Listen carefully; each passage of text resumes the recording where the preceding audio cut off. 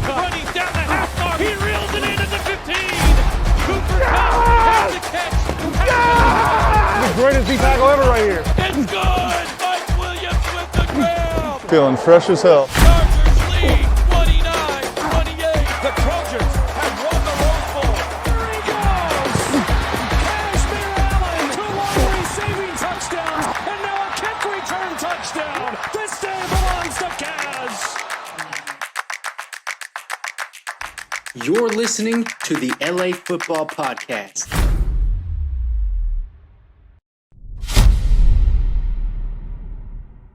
What is up, and welcome to LA Football Network on Radio Row. We've got a very special guest in the house, PFF's very own Sam Monson. You've probably seen him from the show with Steve Palazzolo. What's going on, my dude? I'm doing well. How about you guys? Doing great, man. Just enjoying the sights and sounds of Super Bowl week out here in Arizona.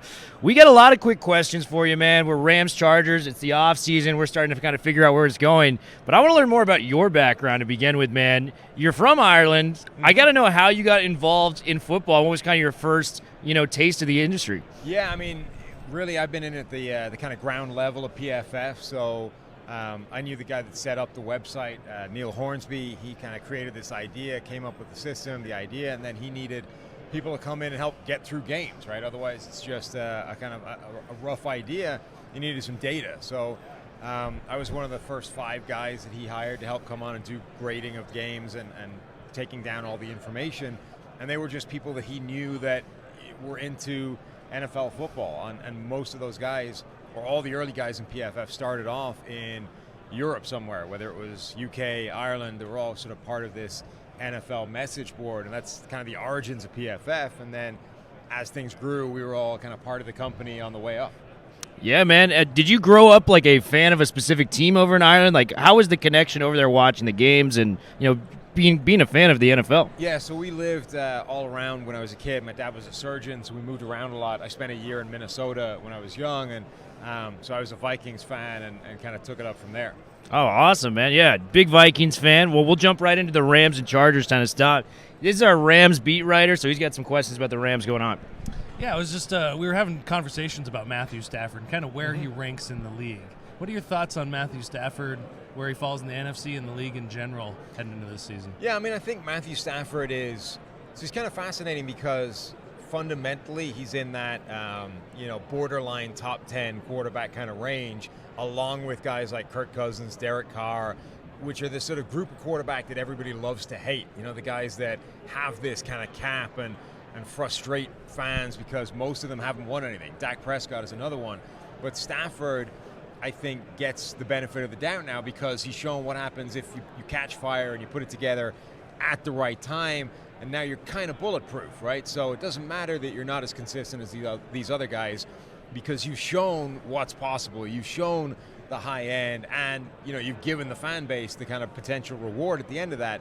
But I think he's in that kind of group, this borderline top 10 guy that when he's playing at his very best can play with anybody, but that doesn't happen all the time. Right, yeah. They're going to have their highest draft pick in a very long time at number 36 or 37, somewhere right around there. They've got plenty of area of need. What would you target if you were in the Rams draft room? I mean, I think they need to keep hammering that offensive line now. That was such a disaster this season. Everything went wrong for the Rams this year. It's difficult to kind of reverse time and figure out what went wrong first, but you remember opening night, Buffalo against the Rams, defending champion, the team everyone thought was the best team in the league.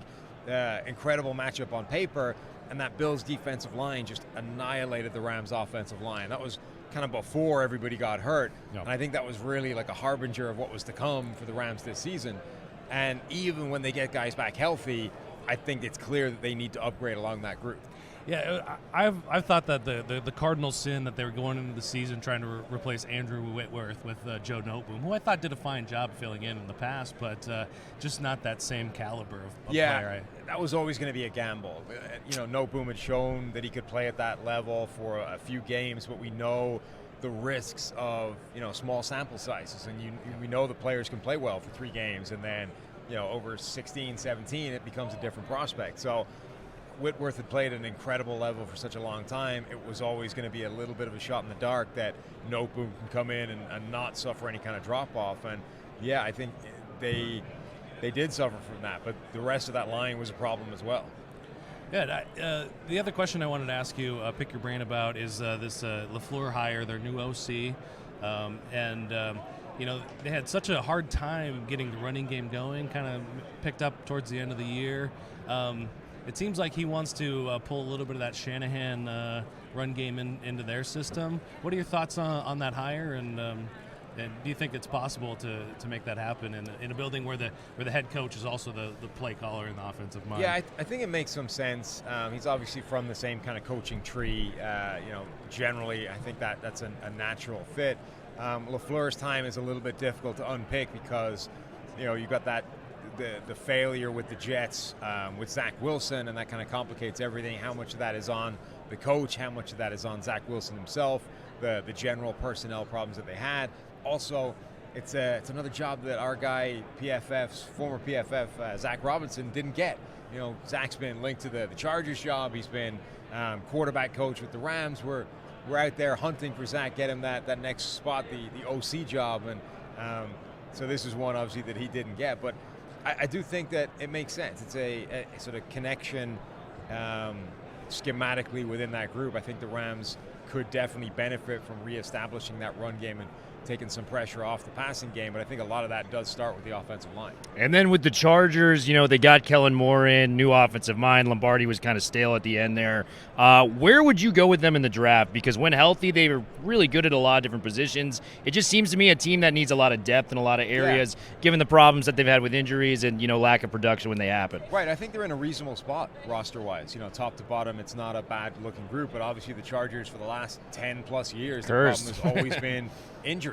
Guys get hurt and the roster doesn't look the same in week 17 as it looked earlier in the season. And that I think is their issue. And you're right, the only way of addressing that is to kind of build in contingency and say it doesn't matter if the starting 22 is good if the next group of guys isn't, because previous evidence suggests we're going to need to tap into that. And if those guys aren't able to cut it, then it doesn't matter how good our starters look.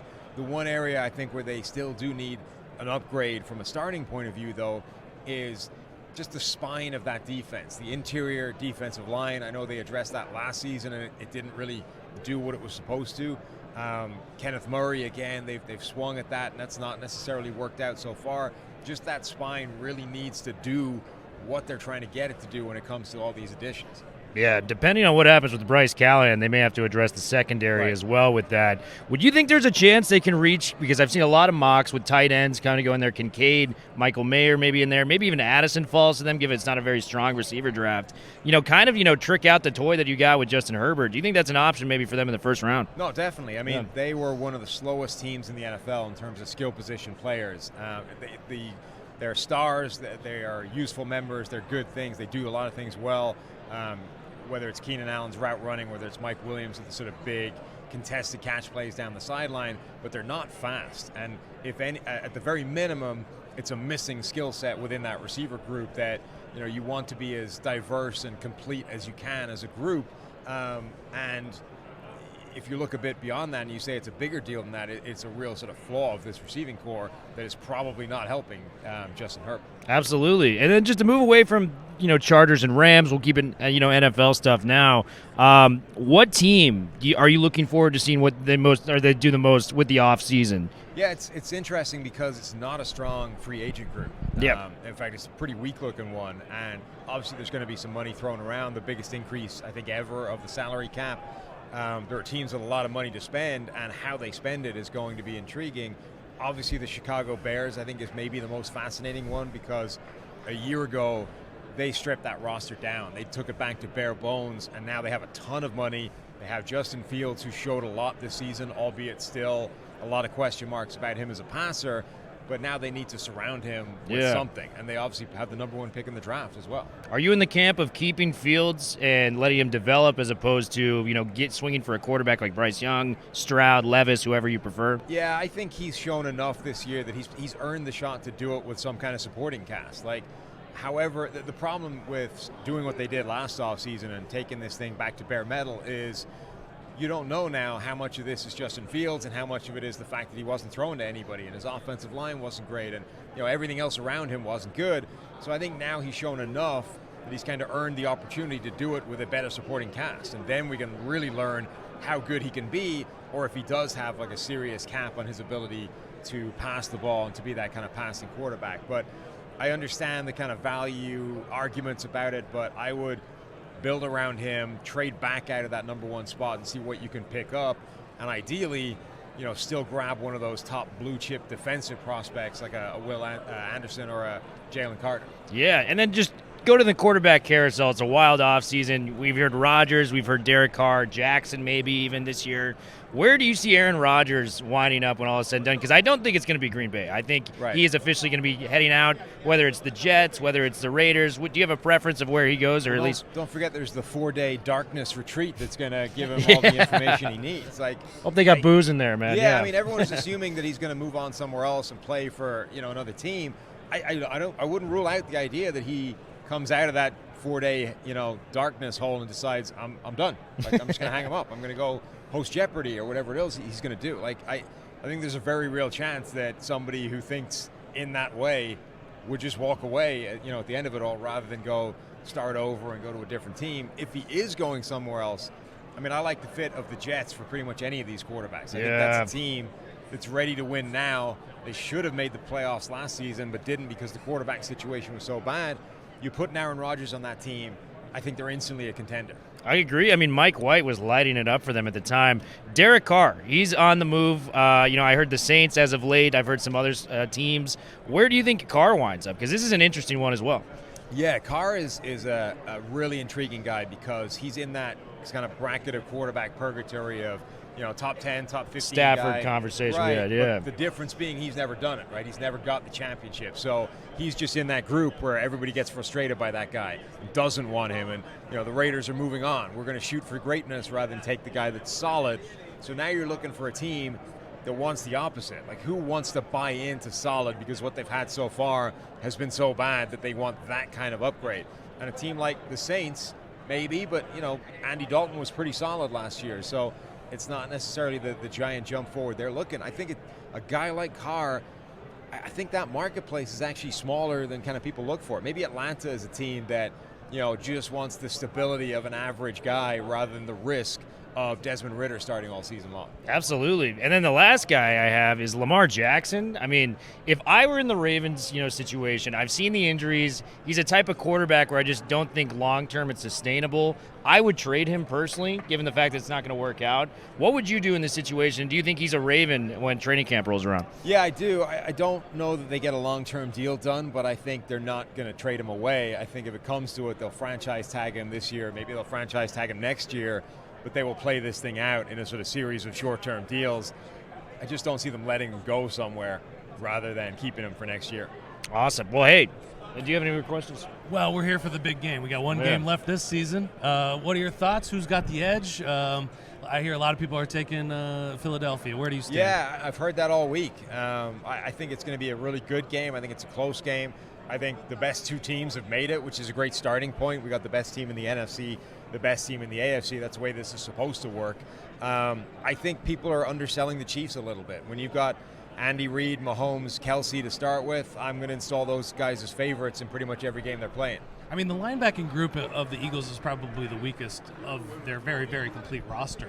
And I just imagine they're going to use Kelsey a lot in that position. Yeah, and even independent of that, he's just so hard to stop, not because you can't take away the first thing they want to do, but because it's exponentially harder to stop the mid-play adjustment that he and Mahomes are able to make. And that's why you hear all the time, like, why not just take away the one thing that they want to do? It's because you can't stop that. You can't stop the ad-lib that they do mid-play and are able to find space every single time. Absolutely. Well, I think that's everything we have for you. Thanks for joining us here on the LAFB. No problem. Thanks for having me. Enjoy the rest of the Radio Row and Super Bowl. Thank Thanks you, so guys. much. Thank you, Sam Monson.